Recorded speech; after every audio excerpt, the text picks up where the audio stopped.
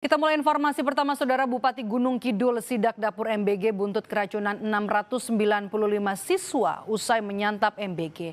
Dia emosi saat melihat dapur MBG yang tak memenuhi standar kebersihan. Tidak ada empatinya wajah Erik. Yang tukang masak pun dipikirkan takut kalau anak kita mati. Saudara enggak. Itu urusannya nyawa banyak orang. Tahu nggak berapa yang muntah-muntah dan diare? Bupati Gunung Kidul Enda Subekti Kuntariningsih tidak bisa menyembunyikan kekecewaannya saat meninjau dapur sehat program makan bergizi gratis di Pelanjan Saptosari Gunung Kidul. Kondisi dapur yang jauh dari standar kebersihan, ia juga menemukan adanya proses pencucian alat makan yang tidak sesuai standar.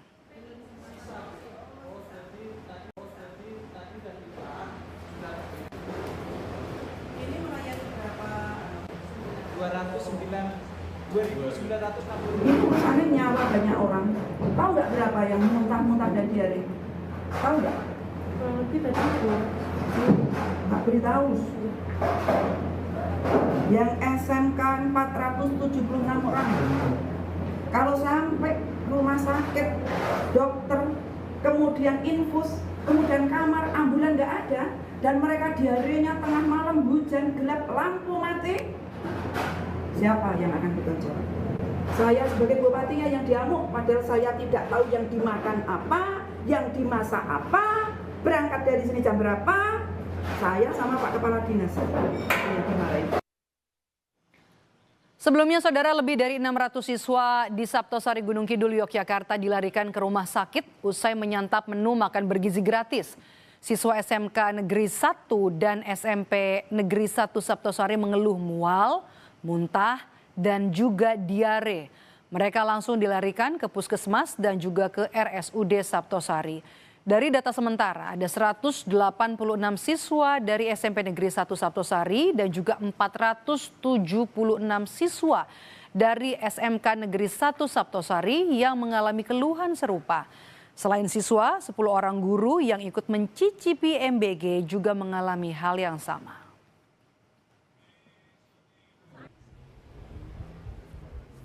Alhamdulillah sudah ditangani oleh tim dokter. Tadi Dokter Anton sebagai kepala puskesmas sudah menyampaikan detail, termasuk pasien-pasien yang sekiranya harus dirujuk. Ada satu yang dirujuk di sini, yang masih harus dioksigen dan diinfus. Untuk yang lain sambil observasi.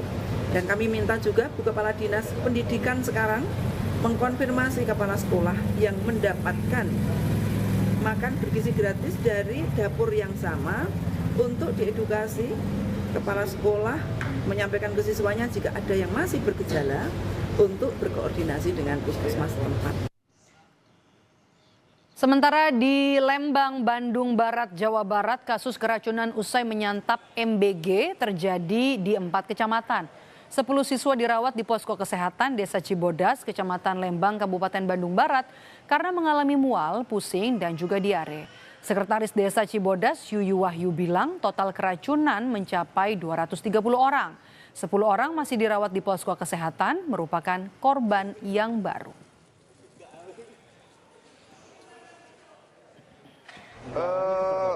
Kondisinya kebanyakan yang mereka rasakan itu ada mual-mual, terus pusing, terus ada lagi perutnya itu terasa sakit tentunya, terasa sakit. Di Jakarta, Saudara, 20 siswa SD Negeri Meruya Selatan 01 Kembangan, Jakarta Barat mengalami mual dan muntah setelah mengonsumsi salah satu makanan dalam paket MBG di sekolah. 13 siswa dirawat di ruang unit kesehatan sekolah, sementara 7 siswa lainnya dirujuk ke RSUD Kembangan. Setelah dicek, ada beberapa puding yang berbau, sementara warna telur kecap yang jadi salah satu menu nampak pucat. Makanan ini pun diduga menjadi penyebab terjadinya keracunan siswa. Program MBG di SDN Meruya Selatan 01 kemudian dihentikan sementara untuk dievaluasi.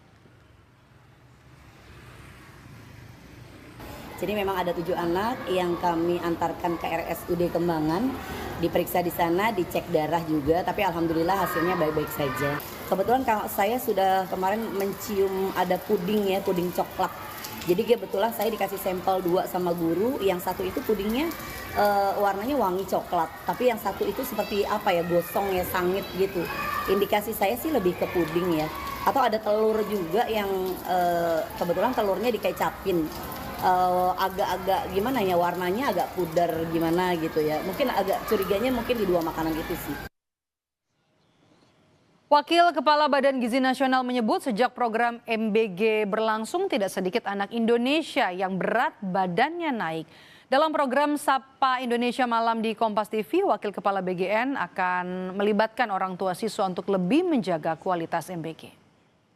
Akan utamakan meminimalisir ya barang pabrikan.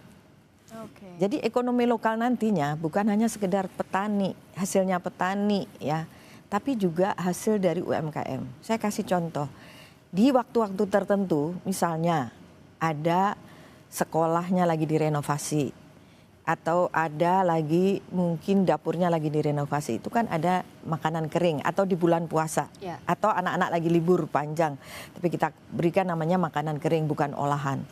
Nah, kan selama ini sejauh ini ada diberikan biskuit, ada diberikan apa, nanti tidak. Nanti kita akan berikan roti, kue lokal gitu, yang dibuat oleh ibu-ibu PKK, yang dibuat oleh UMKM setempat, tentu dengan pengawasan dari kita punya ahli gizi, dengan standar-standar gizi yang misalnya ini loh ibu, bahan bakunya harus seperti ini, seperti ini. Ini sekaligus menjawab kekhawatiran soal bahan baku dan lain-lain, juga menggunakan dari lokal itu dari sini ya Bu ya? Ya misalnya ini kan kalau ibu-ibunya yang buat pasti dia juga hati-hati Mbak, nggak mungkin dia akan membuat yang sembarangan, nanti yang makan kan anak-anaknya di sekolah. Jadi ibu-ibu di sekitar dapur itu akan kita libatkan. Baik itu dalam organisasi mereka yang PKK atau yang UMKM. Ini yang untuk makanan kering. Tetaplah di Indonesia Update Saudara, usai jeda kami kembali dengan informasi jalur Pantura.